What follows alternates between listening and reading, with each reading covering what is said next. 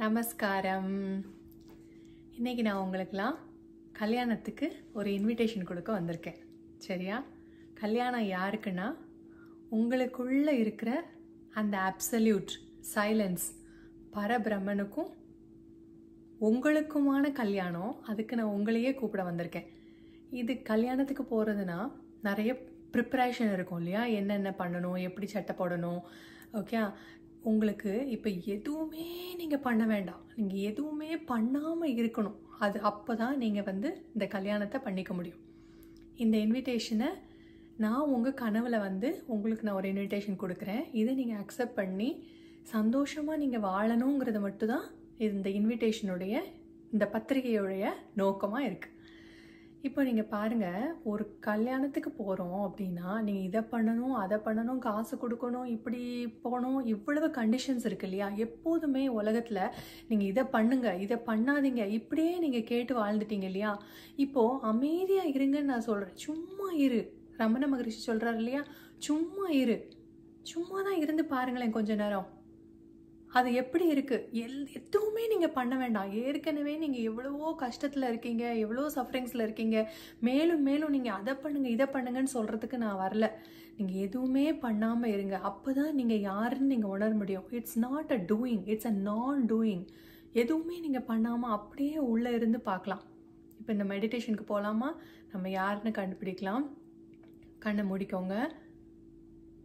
இப்போ அமைதியாக உங்களுக்குள்ளே பாருங்கள். இந்த சைலண்டாக ஒன்று இருக்கிறது தெரியுதா? அதுவே சமாதானமாக இருக்கா? எந்த ஒரு இதுவுமே இல்லை. அங்கே சத்தம் இல்லை, ஒரு உருவம் இல்லை, ஒரு நேரம் இல்லை, ஒரு இடம் இல்லை, ஒரு பொருள் இல்லை, எதுவுமே இல்லாமல் அப்படியே ஒரு டோட்டல் ரிலாக்ஸேஷனுக்கு நீங்கள் போங்க. இப்போ நீங்கள் இந்த உடம்பு நீங்கள் இல்லைன்னு அந்த உடம்பை தூர போட்டுட்டீங்க. இந்த மனசு நீங்கள் இல்லைன்னு அதையும் தள்ளி வச்சிட்டீங்க. இனிமேல் அந்த உடலையும் மனசையும் நீங்கள் எடுத்துக்க போகிறது கிடையாது. இந்த உருவமே இல்லாத ஒரு அமைதியான ஒரு சமாதானமாக அமைதியாக இருக்கு இல்லையா? இதுதான் நீங்கள். எவ்வளோ ஒரு ரிலாக்ஸேஷன் இருக்குது இல்லையா? இந்த உடம்பை நீங்கள் உங்களை விட்டு போயிடுச்சு அப்படின்னா அவ்வளோ ஒரு ரிலாக்ஸேஷன் கிடைக்கும். இந்த ரிலாக்ஸேஷனை தான் நம்ம டிரான்ஸ்ஃபர்மேஷன்னு சொல்கிறோம். இந்த உடம்பு இல்லாமல் இந்த பிரசன்னமாக மட்டுமே இருக்கிற இந்த ஒரு நிலையை தான் நம்ம என்ன சொல்கிறோம்? மறுரூபமாக்கப்படுதல்னு சொல்கிறோம். இதுதான் நீங்கள். இந்த ரிலாக்ஸேஷன் தான் நீங்கள், இந்த ஃப்ரீடம் தான் நீங்கள், இந்த முக்தி தான் நீங்கள். இதை தெரிஞ்சுக்கிட்டால் போதும். கண்ணை முடிச்சுக்கோங்க. இப்போது இப்போ நீங்கள் உடம்பு இல்லைன்னு போட்டுட்டீங்க, இந்த மனசு இல்லைன்னு போட்டுட்டீங்க. இப்போ நீங்கள் உங்களுடைய உடையாக போர்த்திக்கிட்டு இருக்கிற இந்த உடலை தள்ளிட்டு இந்த ஹோல் யூனிவர்ஸ், இந்த ஹோல் ப்ரெசன்ஸையுமே உங்கள் உடலாக தரிச்சுக்கிட்டீங்க இல்லையா? இதை தான் இந்த ஒரு உடையை நீங்கள் தரிச்சுக்கிட்டீங்கன்னா உங்களை கல்யாண வீட்டுக்குள்ளே கடவுள் அழைச்சிட்டு போய் உங்களை நீங்கள் யாருன்னு உங்களுக்கு காமிச்சு கொடுத்து நீங்களாவே இருந்து வாழ்கிறதுக்கு உங்களுக்கு வழி சொல்லுவார். இதுதான் இந்த காணாவூர் கல்யாணத்தில் உள்ள அந்த ஒரு இதை நம்ம பார்க்க போகிறோம். இப்போ காணாவூர் கல்யாணத்தில் என்ன நடந்ததுன்னு நம்ம பார்க்குறோம் ஃபர்ஸ்ட். சரியா? காணாவூர் கல்யாணத்தில் ஃபர்ஸ்ட் என்ன, கல்யாணத்துக்கு அப்புறமா நம்ம ஒயின் பற்றி பார்க்கலாம். சரியா? கல்யாணம்னு வந்துட்டாலே ஒயின் இருக்கும் இல்லையா? கல்யாணத்தை ஃபஸ்ட்டு பார்த்துடலாம். இப்போது கல்யாணம் எங்கே போகிறாங்க? காணாவூரில் ஒரு கல்யாணம் நடக்குது. இது எல்லாமே ஒரு மெட்டஃபார். அப்படின்னா என்ன சொல்கிறது? ஒரு டைரக்டாக எதுவுமே இல்லை, பின்னாடி மறைபொருள் ஒன்று இருக்குது. அதுக்காக தான் இதை சொல்கிறாங்க. காணாவூர், கலிலேயாவில் உள்ள காணாவூரில் ஒரு கல்யாணம். கலிலேயான்றது என்னது? மலையை குறிக்குது. ஓகே. காணான்றது என்னது? ஹில்லை குறிக்குது, வேலியை குறிக்குது. அப்போது வேலி அப்படிங்கிறது உங்களை கீழே இருக்கிற இந்த earthly லைஃப், இந்த உடம்புன்னு ஒன்று இருக்கு இல்லையா, இந்த லைஃப்ல உடம்பு, இது வந்து உங்களுடைய கீழான ஒரு வாழ்க்கையா இருக்கு. மேலா ஒரு வாழ்க்கை இருக்கு, மவுண்டன். ஓகே, இந்த மவுண்டனுக்குள்ளதான் என்ன இருக்கு, இந்த வேல்யூ இருக்கு. அப்போ இந்த இடத்துல ஒரு கல்யாணம் நடக்குது, இந்த earthல தான் நடக்குதுன்னு வச்சுக்கோங்களேன். இங்க யார் இருக்கு ஆல்ரெடி? ஜீசஸோடைய மதர் ஆல்ரெடி இருக்காங்க. இதுல வந்து நீங்க என்ன வைக்கணும்னா, ஜீசஸ்ங்கிறத வந்து நீங்க கான்ஷியஸ்னஸ்னு புரிஞ்சுக்கணும். ஐன்னு சொல்லுது அந்த கான்ஷியஸ்னஸ், இந்த உலகம், இந்த யூனிவர்ஸ், இதெல்லாம் இருக்கு இல்லையா, இந்த கான்ஷியஸ்னஸா நீங்க ஜீசஸை வச்சுக்கணும். மதர் ஆல்ரெடி அங்க இருந்தாங்க அப்படின்னு இருக்கு. மதர்னா எதை குறிக்குது? மைண்டை குறிக்குது. சரியா? அவங்க எங்க இருந்தாங்களாம்? அந்த கல்யாணத்துல ஆல்ரெடி இருந்தாங்க. அப்போ இப்போ வந்து யாரெல்லாம் கால் பண்ணப்பட்டிருக்காங்க, அந்த இன்வைட் பண்ணியிருக்காங்க அந்த கல்யாணத்துக்கு? ஜீசஸையும் அவருடைய டிசைபிள்ஸையும் இன்வைட் பண்ணியிருக்காங்க. சரியா? இப்போ இவங்கெல்லாம் கல்யாணத்துக்கு போயிருக்காங்க. போன உடனே ஜீசஸ் தான் ஃபர்ஸ்ட் என்ன கேட்குறாங்க, ஒயின் எங்க இருக்கு அப்படின்னு கேட்குறாங்க இல்லையா? ஒரு நிமிஷம் அந்த வசனத்தை நான் வாசிக்கிறேன் உங்களுக்கு. And his disciples were called to the wedding. Okay, அப்போ அவங்களுக்கு என்ன தேவைப்படுதான்? ஒயின் தேவைப்படுது. And when they wanted wine, the mother of Jesus saith unto him, they have no wine. நான் ஏன் உங்களுக்கு இங்கிலீஷில் வாசிக்கிறேன்னா, தமிழில் எல்லாமே தப்பாக கொடுத்துருக்கு. ஓகே, அந்த வார்த்தைகள் வந்து ஒன்றுமே அதை மொண்டு கொடுத்தாங்க, இது எல்லாமே தப்பு. அதனால தான் நான் உங்களுக்கு இங்கிலீஷ்லேருந்து வாசிக்கிறேன். இப்போ அந்த ஜீசஸோடைய மதர் மைண்டா வச்சுக்கோங்க. இப்போ என்ன கேட்குறேன், அவங்களுக்கு ஒயின் தேவைப்பட்டது. ஒயின்னா என்னதுன்னா, நல்லா புரிஞ்சுக்கோங்க, ஒயின்னா கடவுளுடைய கோபாக்கினைன்னு தமிழில் இருக்கும். இங்கிலீஷில் காட்ஸ் ஃபியூரி அப்படின்னு இருக்கும், FURY. ஓகே, ஃபியூரினா என்ன, ராத், ஆங்கர்னு நீங்கள் நினைப்பீங்க. அந்த மாதிரி இல்லை. இந்த ஃபியூரி அப்படிங்கிறது உங்களுக்கு எப்போ வந்து பயங்கரமான கோவம் வருது? தன்னை மறந்து நீங்கள் இருக்கும் போது தான். அப்போது இதுக்கு நீங்கள் சாதாரணமாக டிக்ஷனரியில் போய் மீனிங் பாருங்கள். இந்த ஃபியூரி அப்படிங்கிறதுக்கு வந்து லாஸ் ஆஃப் செல்ஃப் கண்ட்ரோல் அப்படின்னு இருக்கும். நான் உங்கள்கிட்ட முதலே சொன்னேன், ஒரு சைலன்ஸ் இருக்கு, அதை தான் நம்ம அப்சல்யூட் பரபிரமன்னு சொல்கிறோம். அது தன்னையே அறியாம அதோடைய ரிஃப்ளெக்ஷனா தான் இந்த வேர்ல்டும் இந்த எக்ஸிஸ்டன்ஸும் இருக்குதுன்னு நான் உங்கள்கிட்ட ஆல்ரெடி சொன்னேன். ஆனா இருக்கிற ஒரே ரியாலிட்டி என்னதுதான்? அந்த அப்சல்யூட்னு சொன்னேன் இல்லையா? இதை தான் நம்ம சொல்றோம் லாஸ் ஆஃப் செல்ஃப் கண்ட்ரோல். செல்ஃபுக்கு லாஸ்ன்னு ஒண்ணுமே கிடையாது. அதை அறியாம அதுல இருந்து வர்ற ஒரு பிரதிபலிப்பா தான் இந்த உலகமும் அதில் உள்ளவைகளும் இருக்குது. அது நம்ம பார்த்தோம் இல்லையா? இதே தான் காட்ஸ் ஃபியூரி அப்படின்னா இதுதான்.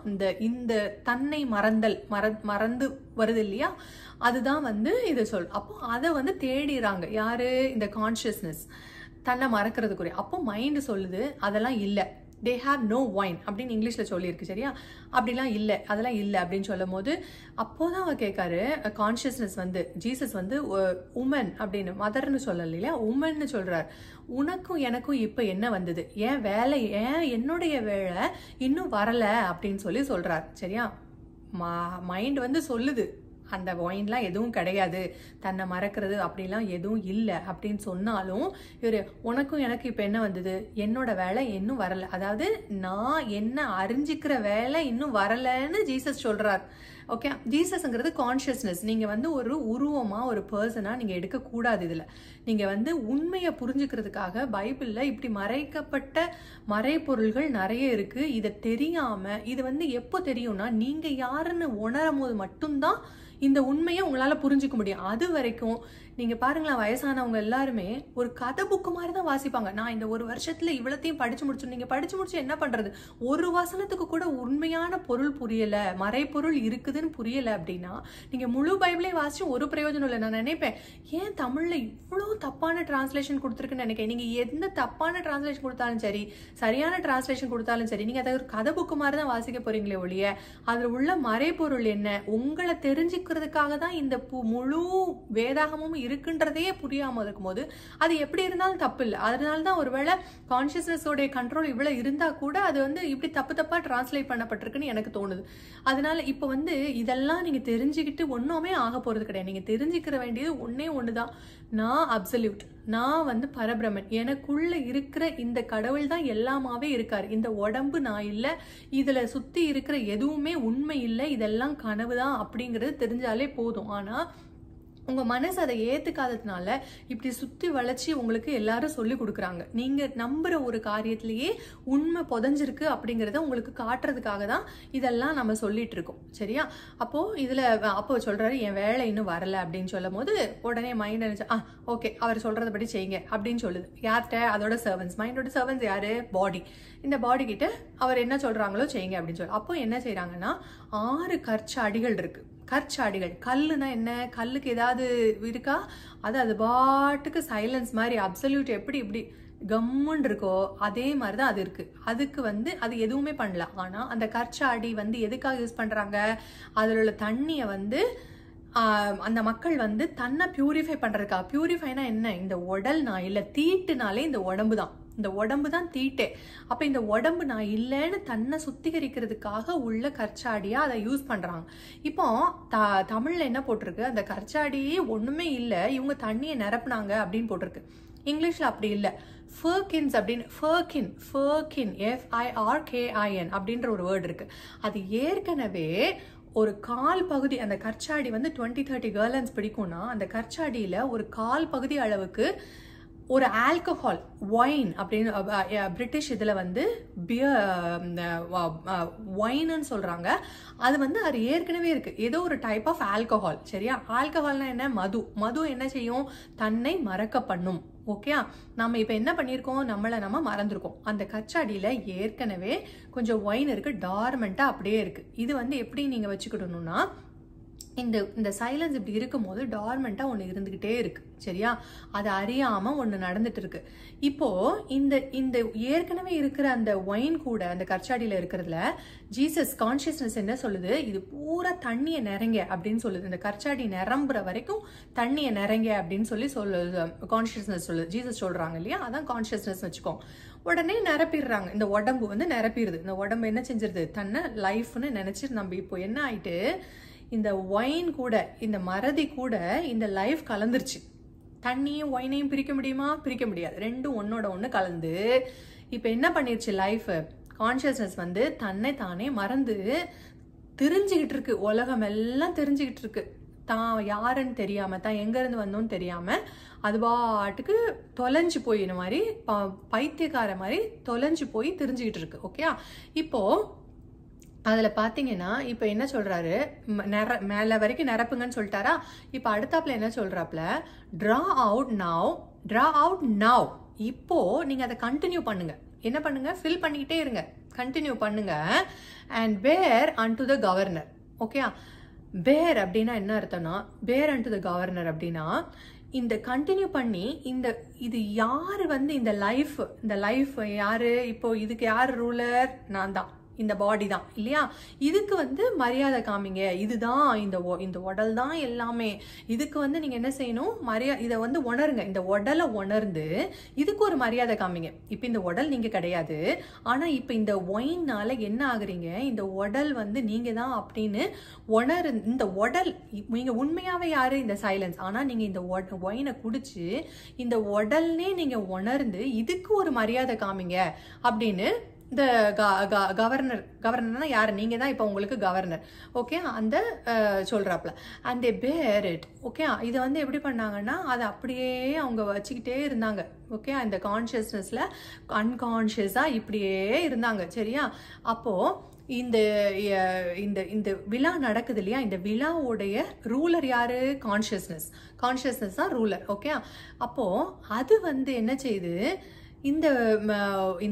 இந்த ஒயினா மாற்றப்பட்ட அந்த தண்ணீரை டேஸ்ட் பண்ணுது. சரியா? அந்த தண்ணீரை மட்டும். ஓகே, இப்போ இப்போ நீங்க இதெல்லாம் மேஜிக் பார்க்கணும். மேஜிக்கை வந்து எப்படின்னா, இப்போ இந்த ஒயினை விட்டுருச்சு, கான்சியஸ்னஸ் வந்து ஒயினை விட்டுருச்சு, வாட்டரை மட்டும் டேஸ்ட் பண்ணுது. சரியா? ஒயினை டேஸ்ட் பண்ணல. தண்ணியே திராட்சை ரசமாக மாற்றின அந்த வாட்டரை இப்போ கான்ஷியஸ்னஸ் டேஸ்ட் பண்ணுது. வாட்டர்னா என்னது? லைஃப். அது வெறுமனே ஒரு லைஃப் தான், அதில் போதை எதுவுமே கிடையாது. வாட்டரை ஏன் நான் லைஃப்னு சொல்கிறேன் அப்படிங்கிறத பின்னாடி பார்க்கலாம், சரியா? அப்போ தான் ஜீசஸ் கேட்குறாப்புல, இப்போ கான்ஷியஸ்னஸ்க்கு என்ன தெரியல, இந்த வாட்டர் எங்கேருந்து வந்ததுன்னே அவருக்கு தெரியல, சரியா? வாட்டர்னா லைஃப் இல்லையா? இந்த லைஃப் எப்படி வந்தது, எங்கேருந்து வந்ததுன்னே அவருக்கு தெரியல. ஆனால் இது யாருக்கு தெரியும்? இந்த தண்ணியை ஊற்றுன அந்த சர்வன்ட்ஸ்க்கு தெரியும். தண்ணி யார் ஊற்ற சொன்னா? மைண்டு. அந்த பாடிக்கு தெரியும், சரியா? இந்த பாடிக்கு தெரியும் நான் இல்லை, ஓகே, நான் இல்லை இதுன்றது தெரியும். அப்போ கான்ஷியஸ்னஸ்க்கு வந்து இது இந்த தண்ணி எங்கேருந்து வந்ததுன்னு தெரியலையே. இப்போ கான்ஷியஸ்னஸ் வந்து, அதாவது யார் கான்ஷியஸ்னஸ்? ஜீசஸ் இல்லையா? இப்போ அது கவர்னர், அவர் தான் கவர்னராக இருந்தார். இப்போ நீங்கள் தான் கவர்னர். இப்போ இந்த கான்ஷியஸ்னஸ் என்ன பண்ணுது? இதோடைய பிரைட் க்ரூம் இருக்கு, அந்த விழாவில் யார் இப்போ முக்கியம்? மாப்பிள்ளை தான் முக்கியம். மாப்பிள்ளை யாரு? ஆப்சல்யூட் சைலன்ஸ், பரபிரமன் தான் மாப்பிள்ளை. இப்போ இவரை கூப்பிட்டு கேட்குறாப்புல, எப்போதும் ஒரு கல்யாணம்னு வந்துட்டா என்ன செய்வாங்க? முதல்ல வந்து தொடக்கத்தில் தான் என்ன பண்ணுவாங்க? நல்ல ஒயினை கொடுப்பாங்க. நீங்கள் வந்து கடைசி வரைக்கும் இந்த நல்ல ஒயினை வச்சுட்டு கெட்டதை சர்வ் பண்ணியிருக்கீங்களே அப்படின்னு சொல்லி கான்ஷியஸ்னஸ் கேட்குது. இப்போ நல்ல ஒயின் அப்படின்னா என்ன? குட் ஒயின் அப்படின்னா என்னன்னா, அது என்ன செய்யுமா? இது வந்து பேலன்ஸ் அவுட் பண்ணுமா. இப்போ சாதாரணமாக ஒரு ஆல்கஹால் நீங்கள் குடிச்சிங்கன்னு வச்சுக்கோங்களேன், அது வந்து உங்களை ஓவர் பர் பண்ணும். நீங்கள் யாருன்னே தெரியாமல் உங்களை மறக்கடிச்சு இல்லாத அட்டூழியெல்லாம் பண்ண வைக்கும் இல்லையா? நீங்கள் நிறைய கல்யாணத்துலலாம் பார்த்துருப்பீங்க, தண்ணி அடிச்சுட்டு எப்படியெல்லாம் கலாட்டா பண்ணுறாங்கன்னு பார்த்துருப்பீங்க. அப்போது இது என்ன பண்ண, சாதாரணமான ஆல்கஹால் உங்களை ஓவர் பவர் பண்ணுது. நீங்கள் யாருன்னு உங்களை மறக்கடிச்சு உங்களை உள்ள முக்கிடுது. ஆனால் இந்த குட் ஒயின் என்ன பண்ணும்? நல்ல திராட்சை ரசம் என்ன பண்ணுன்னா உங்களை பேலன்ஸ் அவுட் பண்ணி, நீங்கள் அதாவது உங்களை வந்து உள்ளே கொண்டு வரும். உள்ளே கொண்டு வந்து உள்ளதான் கொண்டு வருமே ஒழிய உங்களை ஓவர் பவர் பண்ண விடாது. இதுதான் வந்து நல்ல ஒயின். நீங்கள் மீனிங் டிக்ஷனரியில் போய் பார்த்துக்கோங்க குட் ஒயின்னா என்ன அப்படின்னு சொல்லி, ஓகே? அப்போது நல்லா குடிச்சதுக்கு அப்புறம் தான் என்ன பண்ணுவாங்க? அந்த வேர்ஸை கொண்டு வருவாங்க. ஆனால் நீங்கள் என்ன பண்ணிட்டீங்க? இப்போ வரைக்கும் அந்த நல்ல ஒயினை பத்திரமா வச்சுட்டீங்களே, அன்டில் நவ். இப்போ என்ன பண்ணியாச்சு? குட் ஒயினை குடிச்சாச்சு. இப்போ நான் யாருன்ற தெளிவு வந்தாச்சு. இப்போ கல்யாணத்துக்கு ரெடி ஆயாச்சு. இப்போ என்ன, தான் யாருன்னு உணர்ந்துச்சு இல்லையா? இப்போ கல்யாணத்துக்கு போய் யாரை பார்த்துருச்சு? மாப்பிள்ளையே பார்த்துருச்சு. ஆப்சல்யூட்டை பார்த்தாச்சு. ஆப்சல்யூட்டை பார்த்த உடனே என்ன ஆகும்? தான் யாரு அப்படிங்கிறது தெரிஞ்சிடும். பார்த்த உடனே தெரிஞ்சிடும் இந்த கான்ஷியஸ்க்கு. ஆமாம்ல, நம்ம இது தானே, நம்ம மறந்து எங்கெல்லாமோ போய் சுற்றிட்டு இருக்கோமேன்னு சொல்லி ஒன்ஸ் அந்த மாப்பிள்ளையோட சேர்ந்த உடனே என்ன ஆயிரும்? ஒன்னோட ஒன்றா மர்ஜ் ஆகி அதுக்கப்புறம் அதுக்கு பிரிவோ அதுக்குன்னு ஒரு செப்பரேஷனோ எதுவுமே கிடையாது. இப்போ அதுவும் என்னது தான்? ஆப்சல்யூட் தான். அதுவும் என்னது தான்? பரபிரமன் தான். தான் ஒன்று தான் இருக்குன்றத அந்த கான்ஷியஸ்னஸ் தெரிஞ்சுக்கும் இல்லையா? இனிமே வந்து வெளியே வரப்போகிற அந்த ரிஃப்ளெக்ஷனுக்கு அது பொறுப்பாக முடியாது, ஏன்னா அங்கே செட்டில் ஆயாச்சு, சரியா? இப்போ இந்த வாட்டர்னு சொன்ன அதே மாதிரி உங்கள்கிட்ட ஒன்று சொல்கிறேன். இந்த மதர் வந்து மைண்ட் அப்படின்னு சொன்னேன் இல்லையா? இந்த மைண்ட் வந்து உங்களுக்கு பின்னாடி இருந்து ஹெல்ப் பண்ணிகிட்டே தான் இருக்கும். ஒரு உண்மை இருக்குது, பாரு பாரு பாருன்னு சொல்லிகிட்டே இருக்கும். ஒன்ஸ் அது ஸ்பிரிட்டில் ஃபிக்ஸ் பண்ணிடுச்சுன்னு வச்சுக்கோங்களேன். ஆனால் நீங்கள் கான்ஷியஸ்னஸ் அதோட ஒத்துழைக்கணும். அந்த கான்ஷியஸ் சொன்ன மாதிரி இல்லை இல்லை என் வேலை இன்னும் வரவே இல்லை, எனக்கு இன்னும் டைம் இருக்குது இப்படி சொல்லிட்டு நீங்கள் வேறு எதுலேயோ ஃபோக்கஸ் பண்ணி வெளியவே நீங்கள் பார்த்துட்டு இருந்தீங்கன்னா உங்கள் மைண்ட்னால உங்களுக்கு ஹெல்ப் பண்ண முடியாது. ஆனால் உங்கள் மைண்டுக்கு தெரியும், உங்கள் மைண்டுக்கு உண்மை என்னன்றது தெரியும். அப்போ நீங்கள் மைண்டு கிட்ட ஜஸ்ட் நீங்கள் ஒரு ஹிண்ட் கொடுத்தா போதும், 100% இல்லை 200% உங்களுக்காகவே ஹெல்ப் பண்ணி உங்களை அப்படியே உள்ளே இழுத்துட்டு வந்துடும். இதில் பைபிளில் பாருங்களேன், எவ்வளோ நல்ல இதுக்கு ஒன்றுக்கும் அவ்வளோ ஒரு விளக்கம் கொடுத்துருக்காங்க. இப்போது ஜீசஸ் வந்து ஒரு இடத்துல கேட்குறாங்க, நீங்களுமா இன்னும் புரியாமல் இருக்கீங்க அப்படின்னு கேட்குறாங்க. இன்னும் ஒரு என்னெல்லாம் உங்கள் வாய்க்குள்ளே போகுதோ அது உங்கள் வயிற்றுக்குள்ளே போய் அதுவும் தமிழில் தப்பாக போட்டிருக்கோங்க, ஆசன வழியாக வெளியே போயிடும் அப்படின்னு போட்டிருக்கு. ஒருவேளை நீங்கள் அப்படி கூட லிட்டரலாக எடுத்துக்கோங்க. வெளிக்குள்ளே போய் and is cast in out into the ட்ராட்னு இங்கிலீஷில் போட்டிருக்கு, ஓகே? தமிழில் ஆசன வழியாக வெளியே போயிடும் அப்படியே சிம்பிளாக போட்டாங்க. இங்கிலீஷில் ப்ராப்பராக கிங் ஜேம்ஸ் பைபிள் வெர்ஷன் பார்த்தீங்கன்னா and cast out into a trot அப்படின்னு போட்டிருக்கு. இப்போது இந்த ட்ராட் DROUGHT கிடையாது, DRAUGHT. இந்த ட்ராட்டுக்கு என்ன அர்த்தம் அப்படின்னு பார்த்தீங்கன்னா act of moving a load by drawing or pulling. இப்போ வயிறே எடுத்துக்கோங்களேன், என்ன பண்ணுது உங்கள் இன்டெஸ்டைன்லாம் அந்த அழுக்கெல்லாம் அப்படியே புல் பண்ணி கீழே கொண்டு வந்து வெளியே போட்டுருது இல்லையா? இப்போது இது எப்படின்னா, இதுவும் அதே மாதிரி தான் உங்களுக்கு உங்கள் உடம்பு நீங்கள் இல்லைங்கிற அந்த ஒரு உண்மை இருக்கு இல்லையா? இது வந்து எப்படி அந்த அந்த உடம்பை வந்து புல் பண்ணி இழுத்து ஓகே உள்ளே வச்சுக்கும். இது வந்து நீங்கள் அந்த ட்ராட்ன்ற மீனிங்கை வந்து நீங்கள் டிக்ஷனரியில் போய் பாருங்கள், உங்களுக்கு அதோட நிறைய அர்த்தம் இருக்கும். அது வந்து கூகுளில் இல்லை, யூடியூப்பில் நீங்கள் போய் பார்த்தீங்கன்னா 3 மீனிங் போட்டிருக்காங்க. அவ்வளோ ஃபேண்டாஸ்டிக் மீனிங். இன்னொரு மீனிங் என்னென்னா, a serving of drink usually alcoholic drawn from a keg. பாருங்களேன், இப்போது இந்த ஒரு ஸ்டமக்குக்கும் இந்த ட்ராட்டுக்கும் அந்த காணவர் கல்யாணத்தில் உள்ள அந்த கற்சாடிக்கும் உள்ள சம்பந்தத்தை பாருங்களேன். இப்போ என்ன போட்டிருக்குன்னா, அந்த மதுபானம் சம்பந்தப்பட்ட ஒரு ட்ரிங்க், ஒரு பானத்தை தான் வந்து ஒரு பெரிய சாடியிலேருந்து ரிமூவ் பண்ணுறது மாதிரியான ஒரு இது அப்படின்னு சொல்லி இந்த ட்ராட்டை மென்ஷன் பண்ணுறாங்க. இன்னொருக்கு என்னதுன்னா, the depth of the vessel's keel below the surface. Vessels keel, vessel என்ன ஷிப் இல்லையா? அந்த ஷிப்போடைய பாட்டம் இருக்கு இல்லையா, அதோட கீழே உள்ள சர்ஃபேஸ் தான் கீல். இந்த கீல் அப்படிங்கிறது என்னன்னா, அதை வந்து அந்த கப்பலுடைய ஸ்பைனல் கார்டு மாதிரி. இப்போ உங்கள் உடம்புடைய ஸ்பைனல் கார்டு எவ்வளோ உங்களுக்கு முக்கியமாக உங்களோட ஸ்ட்ரக்சர். இப்போ உங்களுக்கு ஸ்பைனல் கார்டு இல்லை, உங்கள் முதுகெலும்பு இல்லைன்னு வச்சுக்கோங்களேன், நீங்கள் குழக்குன்னு விழுந்துருவீங்க இல்லையா? அப்படி ஸ்டெடியாக நிற்க முடியாது.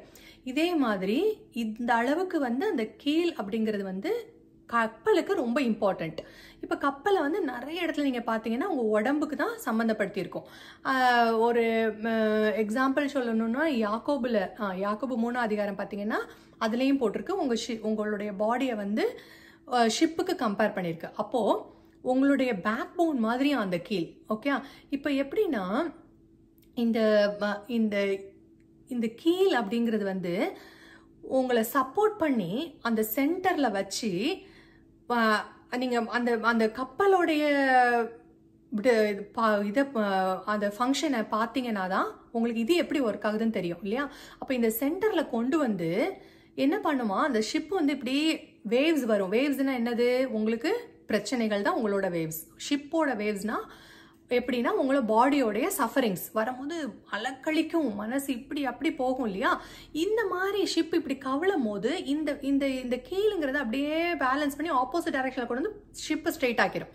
இதுதான் இந்த கீழோட வேலை. அப்போது இந்த சென்டரில் நீங்கள் வரும்போது என்ன ஆகும்னா, உங்களை அங்கங்கே அசைய விடாமல் உங்களை வந்து ஸ்டெடியாக உங்கள் சென்டர்லேயே வச்சுருக்கோம். இப்போ நீங்கள் யார்? நீங்கள் ஆப்சல்யூட், நீங்கள் ஒரு பரபிரம. நீங்கள் இந்த இடத்துல இருக்கும் போது உங்களை சுற்றி நடக்கிற ஒரு புயலும் ஒரு காற்றும் உங்களை ஒன்றுமே பண்ண முடியாது இல்லையா?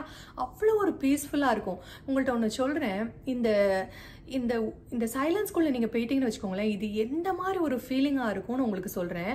இந்த கம்முன்னு இருக்கும்னு சொல்லுவாங்க, அப்படி கம்முன்னு இருக்கும். அதே மாதிரி கும்முன்னு இருக்கும். கும்முன்னு என்ன, அப்படியே ஃபுல் ப்ரெசன்ஸ் இல்லையா? அப்படியே ஃபுல்லாக இருக்கும். அது ஃபுல்லாக நீங்கள் அதை வெயிட்டாக சொல்ல முடியாது. அது ஒரு ஃபெதர்லெஸ் வெயிட். ஃபெதர்னு சொல்கிறது கூட அது வெயிட்டாக தான் இருக்கும். அந்த ப்ரெசன்ஸ் வந்து அப்படியே இருக்கும், ஃபுல்லாக இருக்கும். அப்படியே கம்முன்னு இருக்கும், ஒரு சைலண்ட்டாக இருக்கும். அந்த ப்ரெசன்ஸில் நீங்களே இருக்க மாட்டீங்க. அதனால ஒரு ஃபார்ம்லெஸ்ஸாக நீங்கள் இருக்கிற ஒரு ஃபீலிங் வந்து அவ்வளோ பியூட்டிஃபுல்லாக இருக்கும். எப்படி இப்போ நான் ஒரு வேர்ல்ட்லேயே நான் சொல்லணுன்னா, ஒரு ஹில் ஸ்டேஷனுக்கு போகிறீங்க, அப்படியே மழை தூரிட்டு இருக்கு, நல்லா கூலாக இருக்குது, ஒரு இளையராஜா சாங் கேட்டுட்டு அப்படியே போகிறீங்க, 80s சாங்ஸ் கேட்டுட்டு, அப்போ உங்களுக்கு மனசு எவ்வளோ ரிலாக்ஸாக இருக்கும் இல்லையா? அது மாதிரி 1000 டைம்ஸ் ரிலாக்ஸ்டாக அப்போயாவது உங்கள் பாடி இருக்கும். அப்போ உங்கள் பாடியும் இல்லாமல் மைண்டும் இல்லாமல் அவ்வளோ ஒரு ஃப்ரீயாக, அவ்வளோ ஒரு டோட்டல் ரிலாக்ஸேஷன். இதுதான் நீங்கள் இந்த டோட்டல் ரிலாக்ஸேஷனான இந்த சைலன்ஸ் உள்ளே போய் பார்க்கும் போதாவது ஒரு எஃபர்ட் இருக்கு இல்லையா? இப்படி ரிலாக்ஸ் ஆகிட்டீங்கன்னு வச்சுக்கோங்களேன், அதில் எஃபர்ட்டே இல்லை, எஃபர்ட்லெஸ். அப்போ நீங்கள் என்ன ஆகிட்டீங்க? Completely free. அதுதான் நீங்கள் இந்த விடுதலை தான் நீங்களாகவே இருக்கீங்க இல்லையா? இப்போது ஜீசஸ் கடைசியாக என்ன சொல்கிறாரு? இந்த தண்ணீரை குடிக்கிறவனுக்கு மறுபடியும் என்ன ஆகுமா? தாகம் உண்டாகும். ஓகே, ஆனால் நான் கொடுக்கும் தண்ணீரை குடிக்கிறவனுக்கோ ஒரு காலம் தாகம் உண்டாகாது.